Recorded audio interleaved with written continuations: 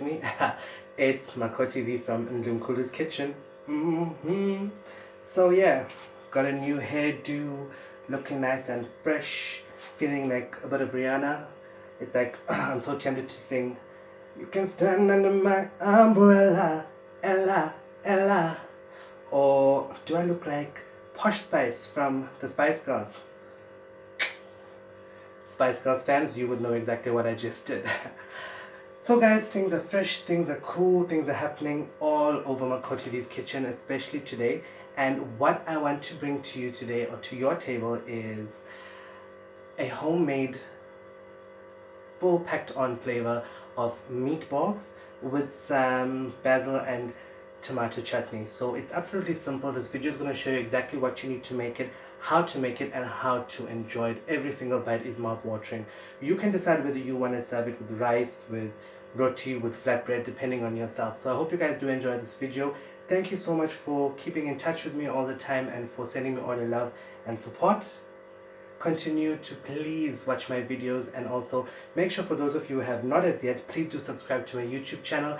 Click on notifications, poop, and you will be the first to know whenever I drop a new video. So guys, I hope you do like my funky fresh haircut. Doing it in time for Valentine's Day for Bay. Ha, pooey. Bay, the only bay I know, has water in it. So yeah, anyway guys, stay blessed, stay in love with yourselves, and continue to be an amazing work of art. Lots of love, Makoti.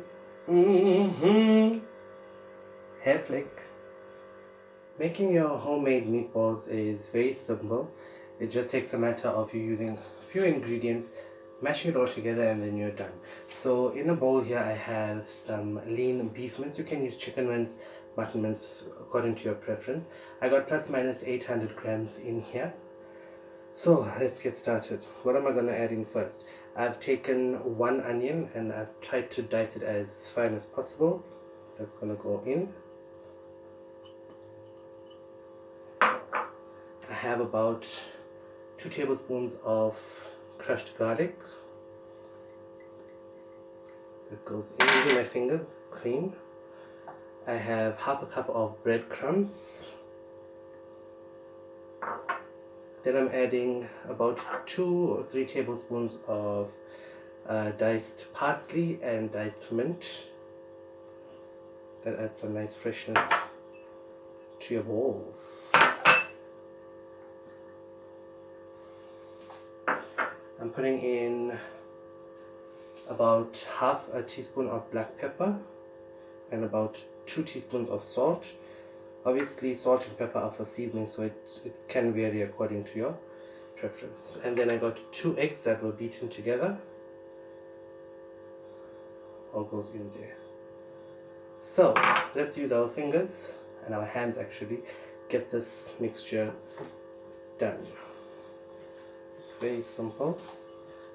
The best you can do is use your hands, so you're getting all the way in there, mushing and squishing everything all together.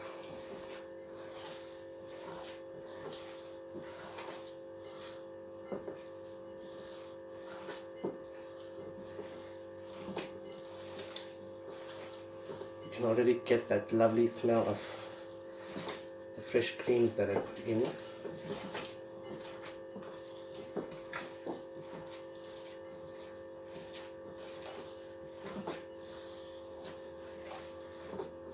Also make sure that before you start this, you rinse your meat thoroughly so that there's no trace of any liquid coming out of it, which would be the blood from the meat. And you can use a paper towel just to pat it down afterwards so that it's nice and dry when you are about to make this mixture. So that helps getting everything stuck together.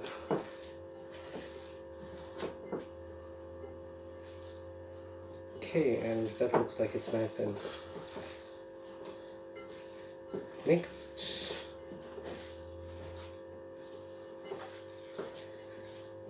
Now we're going to roll it into balls and keep it aside until we're ready to cook.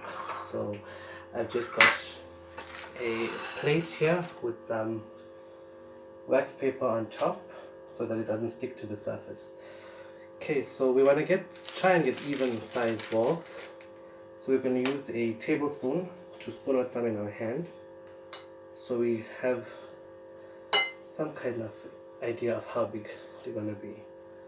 We don't want them to be too big, so 1 spoon size is fine. And there you have your first meatball. Okay, let's just do another one. Spoon size. The size really depends on you. When it comes to meatballs, I like them to be a good size so you can actually see them in the food that you're making. Okay. And then basically you continue doing this until your mixture is done. Put it into the fridge to chill until you're ready to use it, and that's it. Let's move on to the dish that we are making today, which is a chutney that's gonna go with the meatballs. Putting everything together. Sorry, let me just adjust there. So in a pan I have some oil just to coat the bottom. Gonna get that a little bit hot. Just seeing something that's not supposed to be there. Okay, so I have 1 onion that has just been sliced. That's gonna go at the bottom. Then I'm using something called curry leaves. Just gonna peel it in there. I think 2 sprigs of it should be fine. Gonna let that get a bit warm.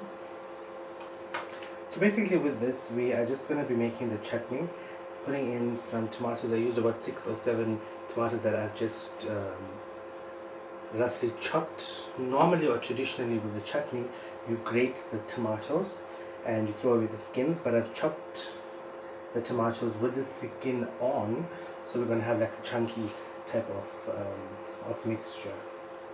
Okay, the tomatoes are going in.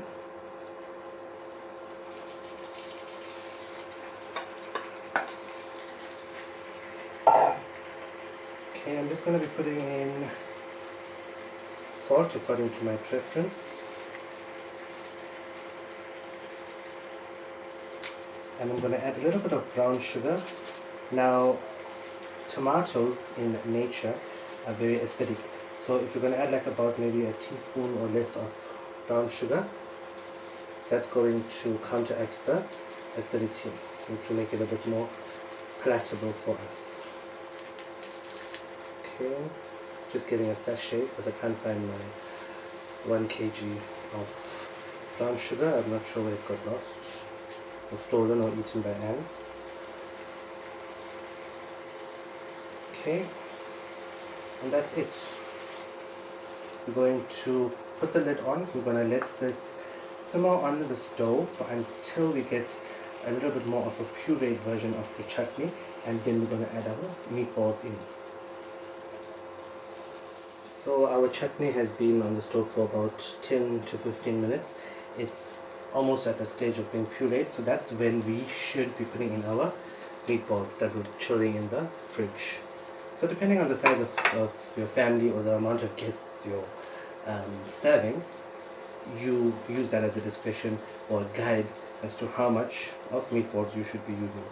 So without stirring anything, just make sure that the bottom of your pan is not catching, and we're going to just place our meatballs around the pan.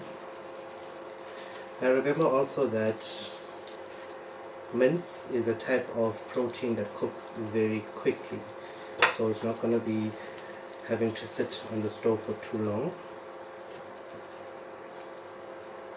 Once the pink turns into a bit of a brown, then you know your meatballs are done. I'll try and get as much as I can in there.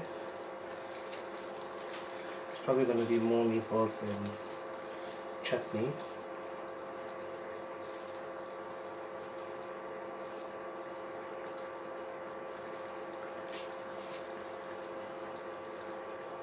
Okay, 1, 2, 3, 4, 5, 6, 7, 8, 9, 10, 11, 12, 13, 14, 15, 16, 17, 18. I don't want to overcrowd. 9, 10.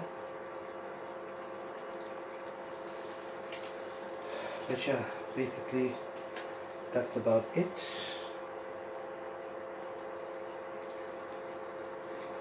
And you're gonna let this sit for a while until the meatballs can maintain its shape, and then you can start stirring and moving it around a bit.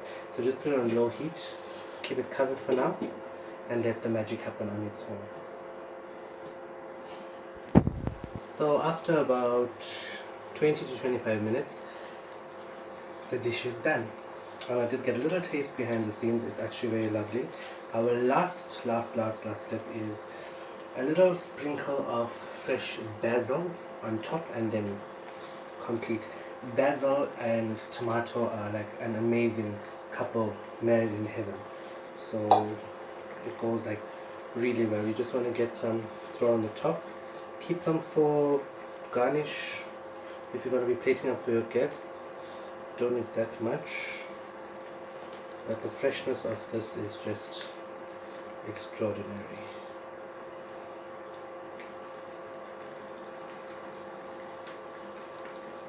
And that's going to marry into your chutney and infuse with all the flavors of the tomato and of the mince, and you're good to go. So this can be served with rice, with roti, or with flatbread, which I might hint be making a video of very soon. So there you go, guys, your homemade meatballs, Makoti meatballs with basil and tomato chutney.